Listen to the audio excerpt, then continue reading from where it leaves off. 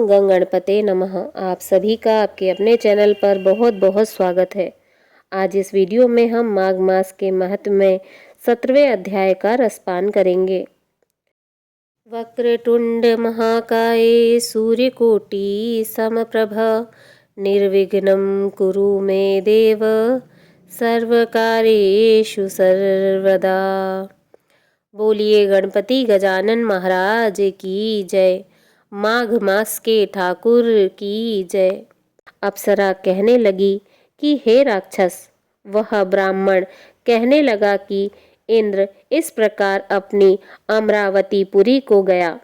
सोहे कल्याणी, तुम भी देवताओं से सेवा किए जाने वाले प्रयाग में माघ मास में स्नान करने से निष्पाप होकर स्वर्ग में जाओगी।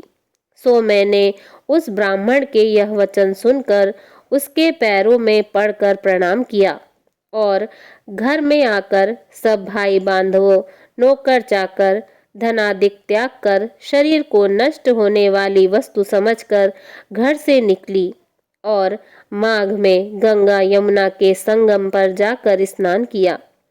सोहे निशाचर, 3 दिन के स्नान से मेरे सब पाप नष्ट हो गए और 27 दिन के पुण्य से मैं देवता हो गई और पार्वती जी की सखी होकर सुख से निवास करती हूँ। इसीलिए मैं प्रयाग के महात्म्य को याद करके सब देवताओं के सहित माघ में प्रयाग स्नान करती हूँ। सो मैंने अपना यह सब वृत्तांत तुमसे कहा। तुम भी इस योनि में पड़ने और कुरूप होने का सब कारण कहो। तुम्हारी दाढ़ी और मूछें बहुत बड़ी बड़ी हो गई हैं और पार्वती की गुफा में वास करते हो।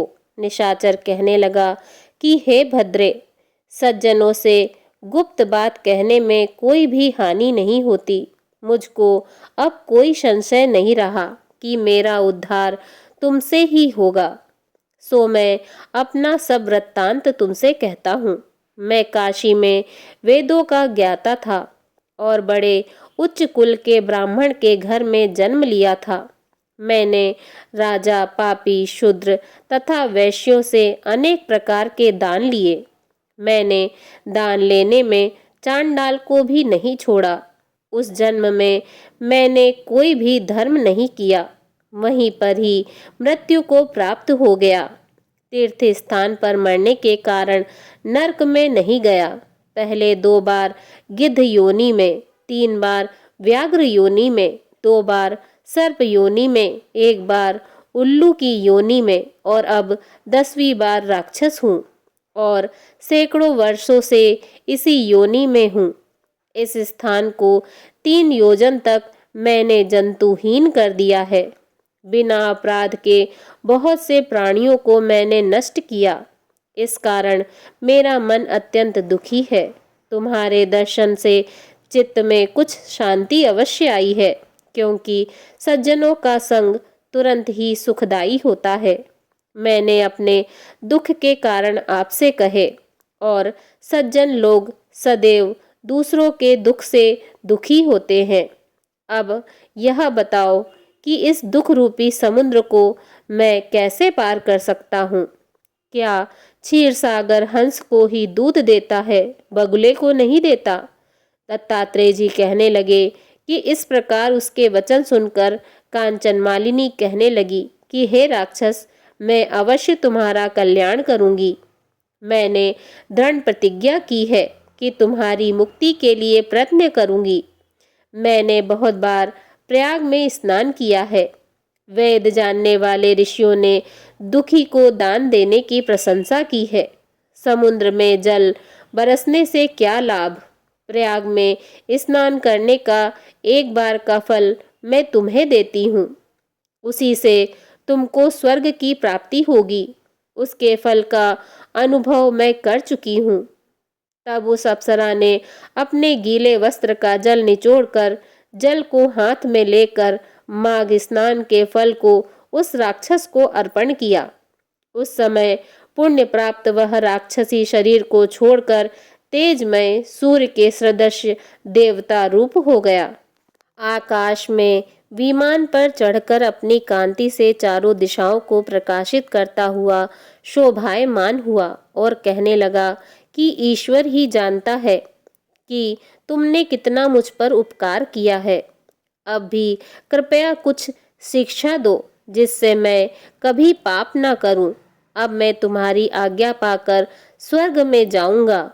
तब कांचन मालिनी ने कहा कि सदैव धर्म की सेवा करो, काम रूपी शत्रु को जीतो, दूसरों के गुण तथा दोषों का वर्णन मत करो, भगवान शिव जी और वासुदेव का पूजन करो, इस देह का मोह मत करो, पत्नी पुत्र धन आदि की ममता त्यागो, सत्य बोलो, वैराग्य भाव धारण कर योगी बनो।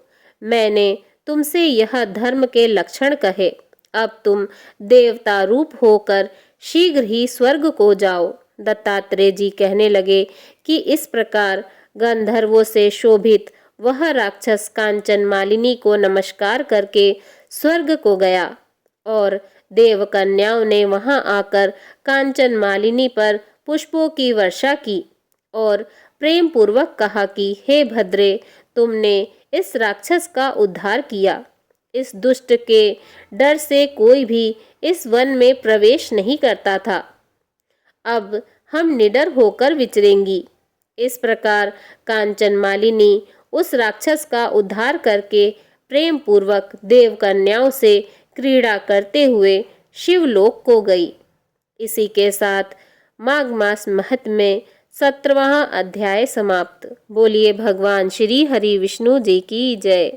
ओम नमो भगवते वासुदेवाय नमः।